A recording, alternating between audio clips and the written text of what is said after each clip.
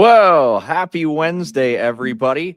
Welcome back to the Warmies. I'm your host, Mike Gould, as the Calgary Flames are getting set to take on the Pittsburgh Penguins tonight at the Scotiabank Saddledome. Should be a lot of fun. Coming to you live here tonight from the Sports Interaction studio, and it's going to be a good game. And since the last time I met with you folks on the Warmies, a lot has happened. Of course, we had our buddy Bobby Germany filling in for the game against the New Jersey Devils on Monday. My very first trip to the Saddledome as a spectator for a game this season. Haven't been to the Dome since the preseason. That's a lot of games at the Saddledome that I haven't been able to go to, in no small part because of this show. And so it was wonderful to be able to go as a spectator again, giving me new perspective as we come back for today's edition of the Warmies. And of course, absolutely no shortage of stuff to dive into on this Wednesday evening. But we'll kick things off by looking at the betting lines, courtesy of the folks over at Sports Interaction. We'll put them up on the screen now, producer Michael. As we have a look here, it is a couple of different looks. The Penguins are favored on the money line at minus 125. The Flames at plus 105. The over-under set at 6 goals, and the spread rather at plus or minus 1.5. And we also have a pre-built same-game parlay from the folks at Sports Interaction, where if the result is the Penguins win and there's an anytime Sidney Crosby goal, that'll be a pretty good payout. Plus 240 are the odds of both those things hitting. So there's a look early on at the things over at Sports Interaction, where every game is your game. From puck drop to overtime, you can bet with Canada's homegrown sportsbook. 19 plus. Please play responsibly. They are good folks over there with a trusted Canadian brand since 1997. My last time that I was on this show was prior to the Flames game of this homestand. That feels like an eternity ago, but it was really just back, I think, on Saturday when the Flames took on the New York Islanders. It was Saturday afternoon. And here we are now on Wednesday, January 21st in the evening, and it feels like a lot has changed. And of course, that all began on Sunday when Pike and I and Paige Seward and a couple other people were at the Saddledome, and the Calgary Flames traded Rasmus Andersson to the Vegas Golden Knights. Something actually happened. We've been talking on this show all season long about how nothing ever happens, and then finally something did. You know, it's funny. I expected more of a flurry, more of a frenzy around the Saddledome when a trade goes down, but it was really kind of business as usual. I expected there to be an impromptu media availability, people just banging down on the door that Craig Conroy is behind. And instead, it was pretty low key. We all went down to sort of listen to what Brett Sutter and the players had to say for the Wranglers. And then Craig came out, talked to Pat Steinberg, and I think he talked to the in-house people for the Flames. And that was pretty much it. But we've obviously gotten to see some of the fruits of that deal sort of get put in place, and some of the subsequent things gaining some traction. So it was the Calgary Flames trading Rasmus Andersson to Vegas. No contract in place for Rasmus just yet. It remains to be seen how all those pieces will fit together in Vegas, because they don't have a lot of financial flexibility after this season. But it's Rasmus with 50% retained. The Flames getting back defenseman Zach Whitecloud, who made his Flames debut against the Devils on Monday, as well as a couple of picks in the next couple drafts. The Golden Knights own 27 first and their own 28 second, which can become a 28 first if the Knights win the Cup this year, as well as the rights to North Dakota defenseman Abram Weeb. So a very interesting deal for the Calgary Flames to make, and there's obviously been no shortage of coverage on this deal, whether it be over at flamesnation.ca or dailyfaceoff.com.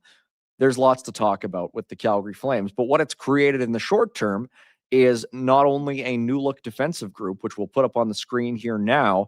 It is Zach Whitecloud, who is playing on a pairing for the Calgary Flames with Kevin Ball on P number 1. We don't have a graphic for Whitecloud yet, wearing number 28 for the Calgary Flames, the first defenseman to wear that for them since not Robin Regeer, but since Corey Potter, I believe, was the most recent defenseman to wear number 28 as a member of the Calgary Flames. Actually, that's not right. Nikita Okhotyuk, if you remember him, also wore number 28 with the Calgary Flames. Either way, a couple of players who've worn those digits since Robin Regeer. If you go to forwards, obviously, Elias Lindholm wore it for a little while.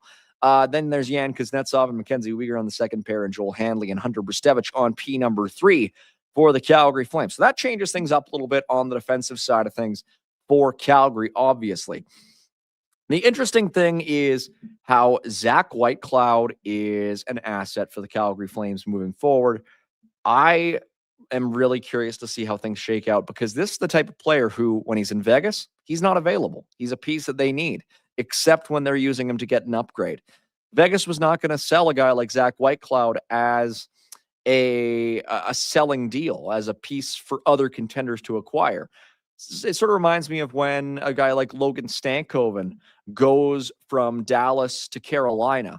Well, obviously, Dallas wasn't going to look to sell Logan Stankoven, but when they had the opportunity to upgrade, then suddenly that kind of player becomes available. Now, obviously, Carolina's not looking to flip Logan Stankoven, but here we are with Calgary, and they're in a bit of a different spot, where Zach Whitecloud is a guy who's a very good defenseman, a solid bottom pairing, maybe a second pair and a pinch defenseman, who, now that he's out of Vegas and he's in Calgary, there will be teams that are inquiring, and I'm sure teams already have started inquiring on Zach Whitecloud. I have a column coming out tomorrow at dailyfaceoff.com looking at the Buffalo Sabres, and that is a team that has a lot of good news and a lot of good momentum right now, exacerbated by them signing Josh Doan to a great 7-year contract extension today. And the thing is, Buffalo could really use a depth defenseman or two. They've got a couple of guys on the IR.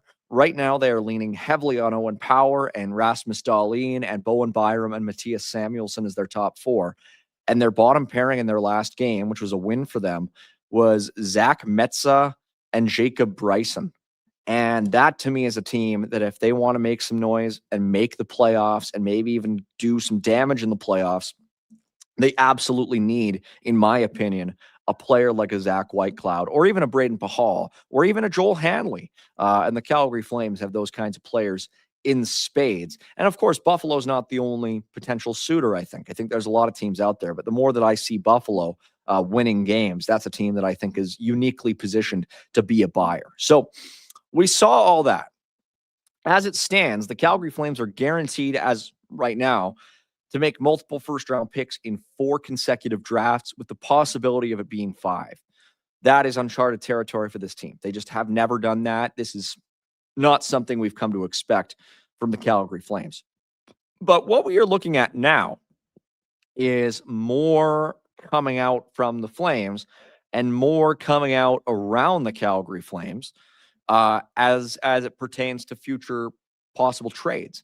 There's lots that's come out from TSN this week, from Darren Dreger and Pierre LeBrun, talking about Nazem Kadri as a player who is open to the idea of playing for another team. 3 years after this one for Naz, it's $7 million a year. Blake Coleman, we've all been talking about Blake Coleman for a while now, how he's a piece of the Flames would be, well equipped to move. 1 year after this one, it's a player that makes a lot of sense.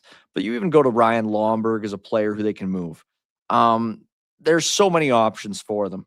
The thing that limits their options a little bit is the lack of another retention slot. The Flames, for the first time, are really sort of getting low on retention slots, which is good. It's something they need to weaponize.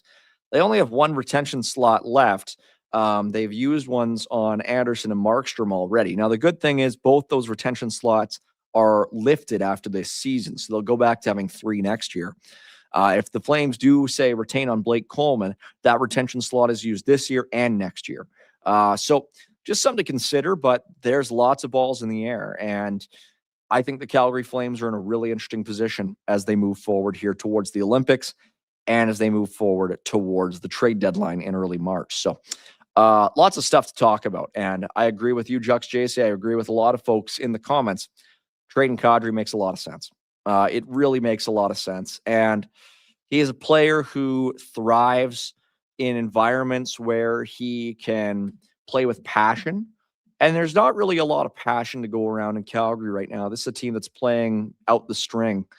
The Flames just are not a team that really has a lot going for them. And so that's what we're looking at as the season progresses here. Now, here we go. Some news. We were wondering about this, and that's why I haven't gotten to the forwards yet. Jonathan Huberdeau will not play for the Calgary Flames tonight. No Huberdeau for Calgary. Is this a healthy scratch? Is this injury related? Now, here's the thing. Jonathan Huberdeau is having a terrible season, and I don't think it's any secret that he's having a bad season. He's only got 21 points. I wonder if this is injury related. I really do. I think there have been things going on with Huberdeau because as much as he has struggled with the Calgary Flames for some time now, the drop-off that we have seen from Huberdeau over the last few months has been drastic. It's not a trade. That would be remarkable if it was a trade, but it's not. I don't know if it's a healthy scratch or it's an injury. It might be a little bit of both. It might be a little bit of this guy's not feeling it. We got to get him out of here because he has been playing, no bones about it. He's been playing poorly. And so I have seen people be, wondering about his health. And I wonder if we're getting to the point where the Flames, now that they've moved Rasmus, now that they continue to lose games, are at the point where it's time to shut this guy down. We saw it with Sean Monahan a few years ago, although that was a Flames team that was actually really good.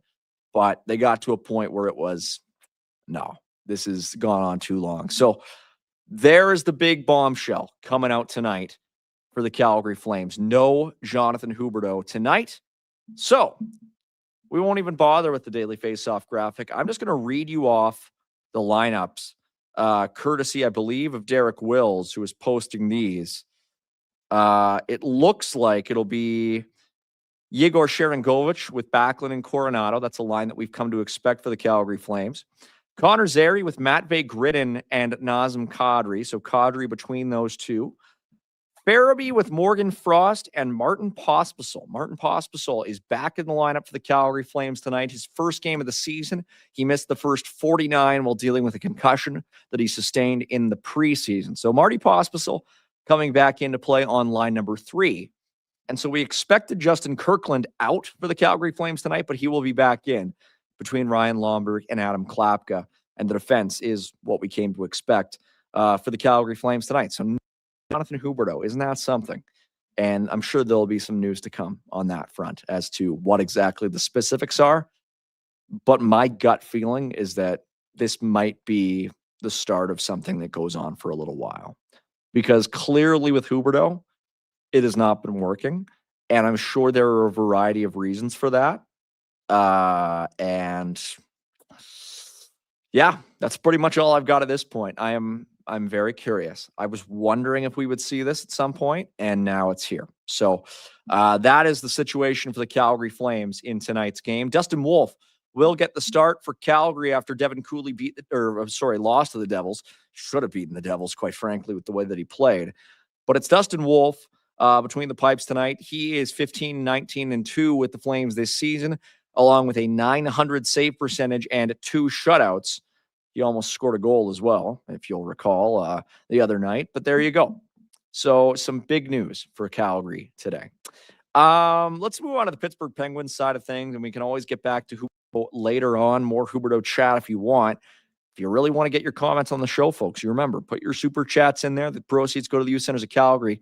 Before we get to the Penguins, this is a question that's been put in there a couple times. Fubar 1982 AWOL. Mike, would you trade Zary for Shane Wright? I don't know. I may be. Shane Wright is a good young player. He's 22 years old.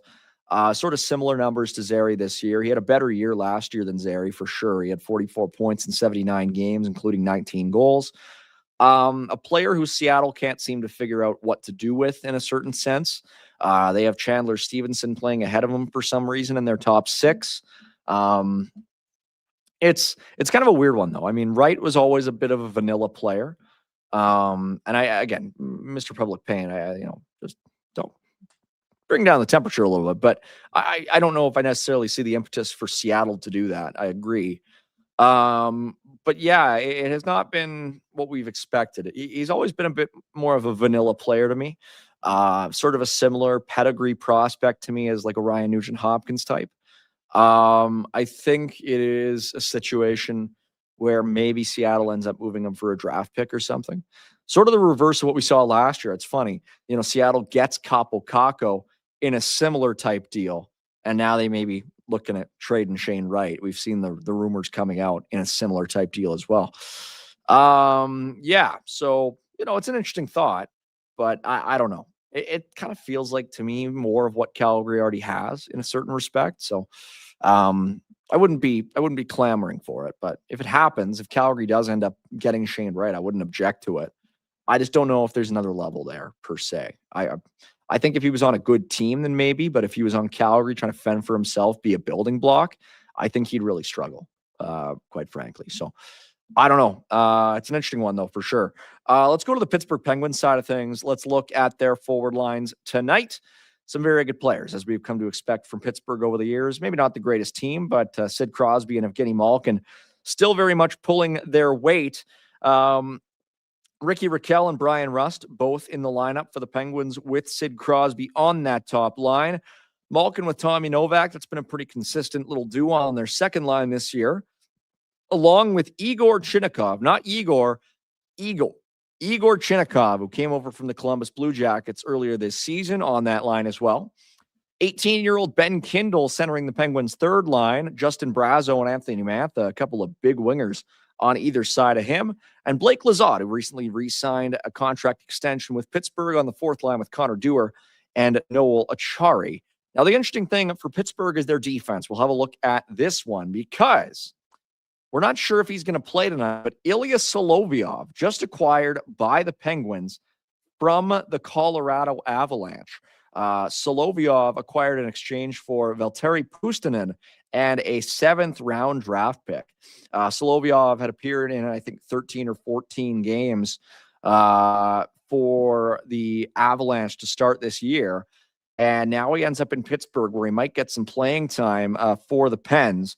So we shall see. I mean, it looks like there might be some injury news coming for the Penguins. Not sure if we'll be seeing Chris Letang in the lineup after all for Penguins tonight. Yeah, it looks like Chris Letang is out. So it will be Ilya Solovyov drawing in on that Penguins defensive group. And without Letang and with Solovyov, isn't that a bit of a hodgepodge? Because there's no Erik Karlsson either. The 6 defensemen we'll be seeing tonight for Pittsburgh are Brett Kulak, Ryan Shea, Parker Wotherspoon, Ryan Graves, Connor Clifton, and Ilya Solovyov.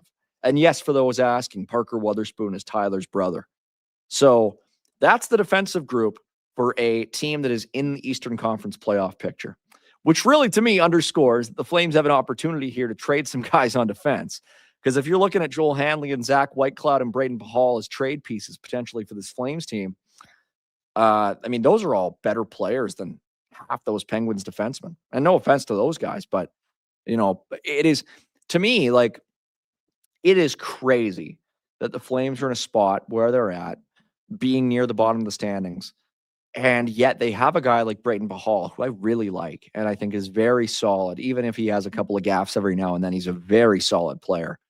And he's their 7. He can barely get in. So I think the Flames have an opportunity here to really capitalize on some of these pieces. Whitecloud to me would be target number 1. We'll mention as well, starting goaltender for the Penguins tonight is our old friend and foe, Stuart Skinner, the former Edmonton Oiler, who was acquired in exchange for Tristan Zary earlier this year. So Stu Skinner, the goalie for the Penguins tonight, since being acquired by Pittsburgh, he is 5-4-0 with an .898 save percentage in 9 games, 2.49 goals against average as well for Stuart Skinner. The Penguins are in Edmonton tomorrow, and I would expect we'll be seeing Artur Shilovs for that game. But there you are. There you have it. So an interesting little goaltending matchup between Wolf and Skinner tonight. It feels like the Battle of Alberta, but it's just Calgary against Pittsburgh. So a lot of fun. Who knows? This might be Evgeny Malkin's last trip to the Saddledome. by all accounts, there might be some discussion going on about a 1-year extension between those two parties, especially with the Penguins, kind of looking a little bit better now. But you never know. You truly never know. I'd expect we'll be seeing Sid a couple more times, but Evgeny Malkin, what an incredible career, and one of the most fun players to watch basically every single year of his career, except when he was playing under Mike Johnston. So just an incredible talent and something that we've maybe taken for granted in Pittsburgh all those years. But I'm excited to watch him tonight. That's for sure. We'll have a look at a quick little prop for the game tonight. We'll start out just by looking at anytime goal scores for the Calgary Flames. Looking at the top 5 here, Nazem Kadri leading the way at plus 195, which kind of surprises me. I get he scored in the last game against New Jersey, their only goal, in fact, but he has scored so sparingly of late that, again, shocked to see him at number 1. Followed closely there by Coronado, Backlund, Zary, and Sharon Govich. I kind of get that. Those guys have been a little bit better, I would say, than Kadri of late. But there you have it from the folks over at Sports Interaction. And we'll have a look as well at the, what is it? I think first goal scorer. And this is sort of indicative of which team Sports Interaction thinks will win. They have the odds on Pittsburgh tonight. So you can see 4 of the 5 top odds getters there are Penguins. Sid Crosby, Brian Rust, Evgeny Malkin, and Rickard Rakell. Nazem Kadri is the only Flame in there, which, again, kind of surprises me. But as Chuck Chasey says, Gridden is still on his line, so that increases his odds. Gridden's been playing well. I am here for more Matvei Gridden as we continue on here. Matvei Gridden is a very impressive player for being 19 years of age. Just a fantastic addition to this Flames organization, and super excited to watch Matvei Gridden over the coming years. So very good point. You put them on the same line together, it'll be good. Shrimp on the Barbie saying, I think Kuzi will score tonight. You know who I kind of think will score tonight is Zach Whitecloud. I was impressed with Whitecloud in the game against the Devils. When I think of Zach Whitecloud, I kind of think in my mind of a combination of 3 former Flames defensemen who he kind of reminds me of certain pieces of their games all at once. And those 3 players are Michael Stone, Derek Engelland, and Travis Hamonic. Very similar type players, all 3 of them.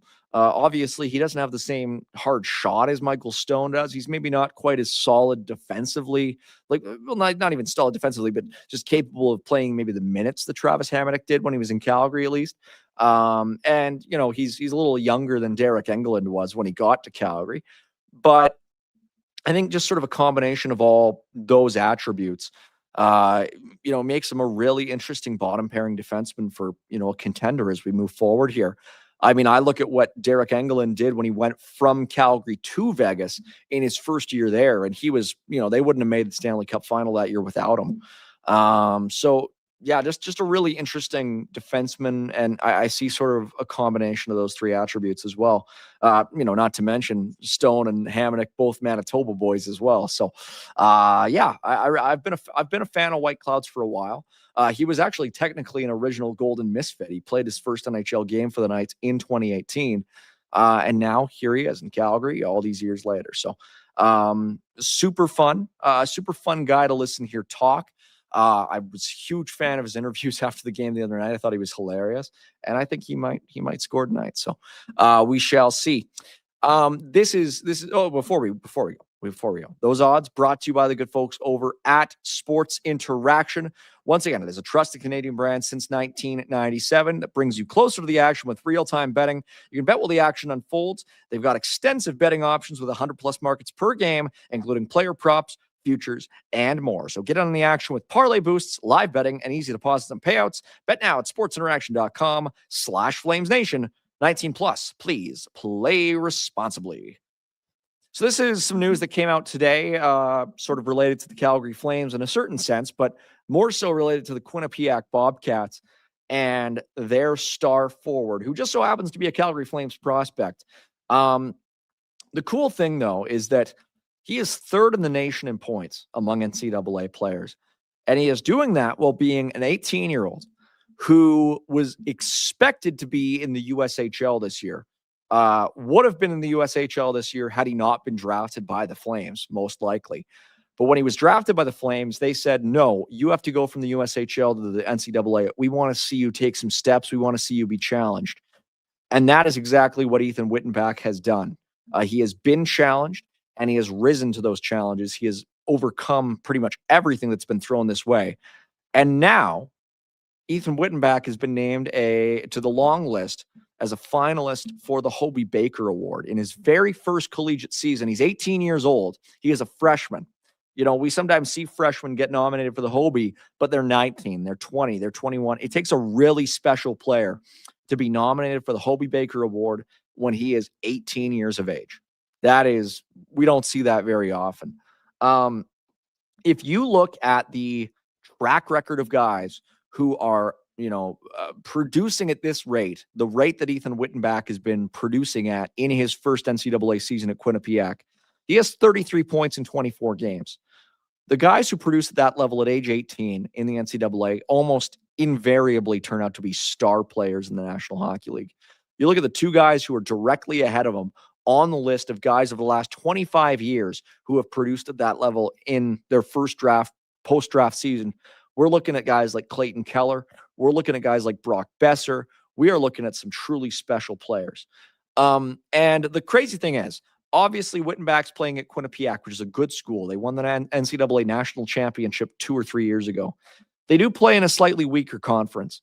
But still, I mean, when Johnny Gaudreau was in his first year of college, as an 18-year-old, he scored 44 points in 44 games at BC. And there is a very real chance that Wyttenbach surpasses that this year. And even though he's in a weaker conference, the NCAA is stronger than it has ever been, because Wyttenbach is doing this against teams that have had an influx of former Western League players, former OHL players, former QMJHL players who have played there until they're 20 and then have gone to school. These are developmentally finished players who have gone from playing at a very high level. In the past, guys who have played in the NCAA have always been from Junior A or from the USHL. And now here we've got a guy in Ethan Wyttenbach who is producing at this rate despite going up against stronger NCAA teams than we've ever seen, regardless of what conference they're in. So it is incredible stuff. Let's put that image back up there one more time, Michael, because there's just one thing that I want to mention at the bottom. It is just the way that you can vote, because the first phase of voting for the Hobey Baker is actually based on a fan vote. So there are, I think, a few dozen players. I think it's like 80 players who have been long listed for the Hobey Baker Award. And they narrow it down to 10. And the first phase is through a fan vote. So if you want to show Ethan Wyttenbach some love, and he very much deserves it, you can text 26064 to 844-623-9688. And once again, that is 26064 to 1-844-623-9688. And you can do it once a day. I voted earlier today. It's super cool, and I think it's very well deserved. Like, it's not even an instance of this is just, it's a long list. It's 84 guys. But there's Ethan Wyttenbach on pedigree alone should be on that top 10. He's third in the nation in scoring as an 18-year-old. It's remarkably impressive what we've been seeing. So go vote for Ethan Wyttenbach. Yeah, some folks in the comments speaking college prospects talking about Cullen Potter. Unfortunately, he is done for the season with ASU. It was kind of a tough one. He was playing against, I think it was Omaha, Nebraska. And he was hit. He was tangled up with Ilya Morozov, who's actually a top 26 draft prospect. And one of his teammates came in and kind of laid the boom on Potter, sort of unsuspectingly. And he went down, and his left arm didn't look so good. I don't know what the exact timeline. Well, I know what the timeline is. I don't know what the exact injury is. ASU head coach Greg Powers was addressing the media, I want to say yesterday. Potter will be undergoing surgery. He said it'll be a 3 to 4 month recovery time. That's like a full recovery time. So, I mean, he'll be done for the season, but my expectation regardless is that he was going to be going back to ASU next year to play as a junior. And so to me, this is a guy who has been red hot of late over the last weeks, months. He started kind of slow, and he's just been scorching hot. Easily ASU's top player. He was elevated in their lineup. He's now their bona fide number one center. And so he's going to have a lot of rest time here. Obviously, recovery is not the same as rest, but by the time that he's fully recovered, it's going to be like May, like June. And he'll be right in the sort of the end, of like the Frozen Four by then. And so he'll have the same summer as everybody else. It's not like he's losing any summertime here. So it is to me an opportunity for him to sort of mentally recharge himself and come into next season hungrier than ever, because what we saw from Cullen Potter this year was decidedly a step. Even though his season's been cut short, he's going to end up with more points than he had last year, despite having played like 11 more games last year. So it is a big loss for ASU, but at the same time, I think it might be an opportunity for Cullen to recalibrate himself a little bit. So tough to see, and doesn't really change the perception of him as a prospect. He's still a fantastic center prospect for this Calgary Flames team. The Flames are very blessed to have 3 25 draft picks who have been as productive at the NCAA level as they have been this year, between Wyttenbach, Reschning, and Potter. But it also speaks volumes that of those 3 guys, Wyttenbach's the only Hobey Baker Award nominee. They didn't nominate Reschning. They didn't nominate Potter. They've nominated Ethan Wyttenbach, and that is a huge honor for him, the Flames' 5th-round draft pick. Just about ready to kick things off at the Saddledome tonight. Jonathan Huberdeau, not in the lineup for the Calgary Flames. I will be back on Afterburner after today's game with my buddy Boomer. It'll be a lot of fun, and I'm sure we'll have more information on what's going on with Huberdeau after the fact. So we'll find out, and we'll keep you posted. One more time for the good folks at Sports Interaction, you head on over to sportsinteraction.com/FlamesNation. That's a good spot to get all the props and the lines and whatever, what have you. 19 plus, please play responsibly. For the good folks over the Youth Centers of Calgary, thank you for supporting our super chats. Well, I'm sure we'll get some on the show after the game. Until then, thank you so much for tuning in. My name is Mike Gould. My producer is Michael out east. And you have been watching today's edition of the Warmies. Hey, buddies. Thanks for watching. We appreciate it. Also, if you could throw in a like and subscribe, it does help us out with what it is we are doing. And check out more at flamesnation.ca.